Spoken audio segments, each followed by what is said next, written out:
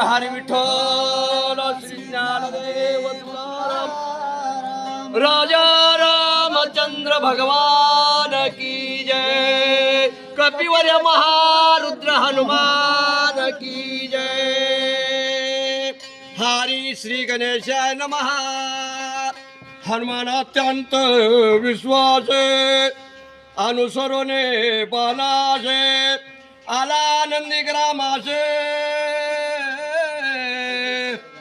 जेते भरताची निवास. वा वा वा, आनंदाची गोष्ट आहे.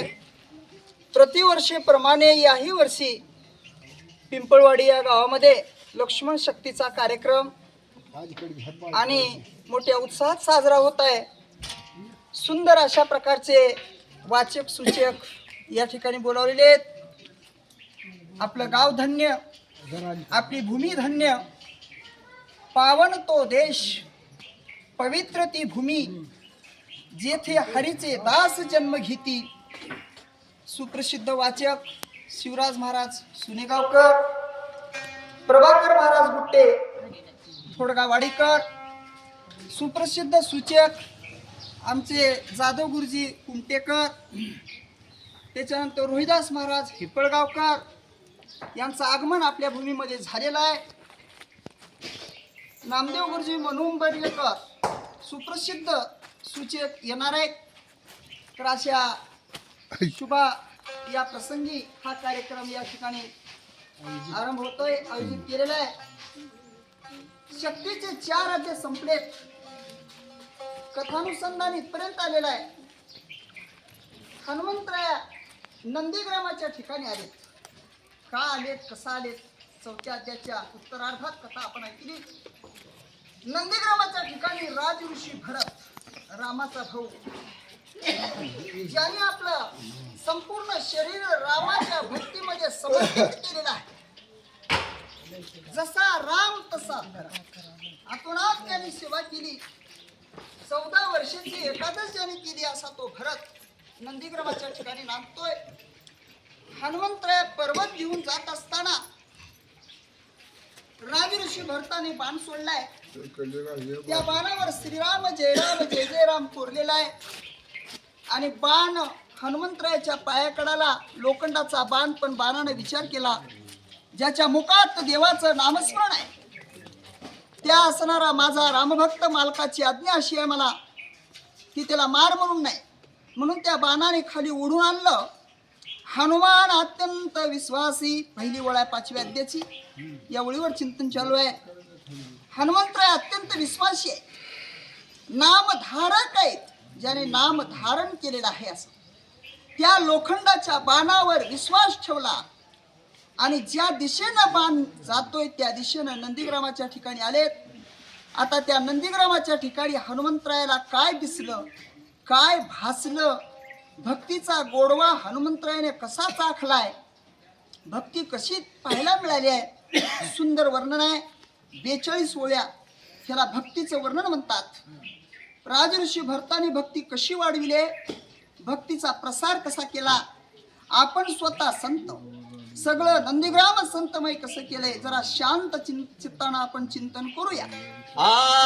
भरत श्रीरामाचा निज भक्त, भरत भक्त उल्लासित, आचार्य भक्तीचा भरत, भरत निर्मुक्त चराचर. भरत हा आचार्य भक्तीचा भरत आहे. भरताला संपूर्ण नंदीग्राम असणारा निर्मुक्त आहे. निर्मुक्त शब्दाचा अर्थ कुठेही असल्या प्रकारचं बंधन नाही. भक्तीचा वाढवा करण्यासाठी किंवा भक्तीचा प्रसार करण्यासाठी योग्य अशा प्रकारचं वातावरण आहे. कारण स्वतः भरत हा भक्त आहे आणि संपूर्ण नंदीग्रामाच्या ठिकाणी भक्तिमय वातावरण भरताना निर्माण केलेलं आहे.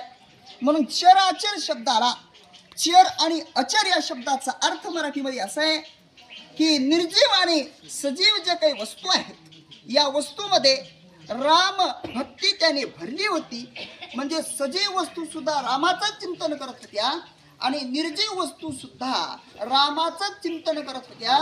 अशा प्रकारची सवय, अशा प्रकारची भक्ती कशी करावं हे राजऋषी भरतानं निर्जीव आणि सजीव वस्तूला शिकवलेलं होतं. भक्तीचं अवलोकन कोण कराले, कोण पाहिले? हनुमंतराया. का पाहिले? तर कारण हनुमंतराया ही स्वतः राम भक्त होते आणि त्यामुळं हनुमंतरायाला भक्तीचा गोडवा चाकता येत होता. याचा अनुभव हनुमंतराया नंदीग्रामाच्या ठिकाणी घेऊ लागले.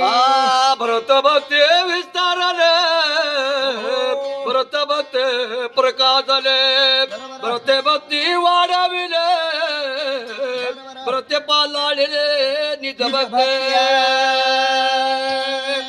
भरतानं भक्तीचा विस्तार केला. या ओळीमध्ये आलंय विस्तार करणे. या शब्दाचा अर्थ असा आहे की आपल्या जवळ जे आहे त्याचा फैलाव करणे, विस्तार करणे, दुसऱ्यापर्यंत नेऊन पोहोचविणे या शब्दाचा अर्थ आहे. फक्त भक्ती आपल्या जवळ ठेवली नाही, दुसऱ्यापर्यंत विस्तार केला.